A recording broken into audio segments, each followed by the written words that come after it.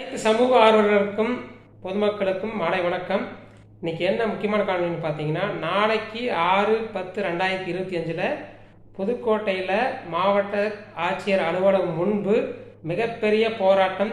எதை பற்றின்னு கேட்டிங்கன்னா, 840 கோடி கனிம ஊழலை கண்டுபிடிச்சி நீதிமன்றத்துக்கு ஒப்படைச்ச திரு ஜகபர் அலியை கொலை செஞ்ச நோக்கத்துக்காக அதுக்கு சிபிஐக்கு மாற்றியுமே ஒரு 10 மாதம் ஆகியுமே அதுக்குண்டான நடவடிக்கைகள் முழுமையாக எடுக்காமல் இருக்கிறாங்க.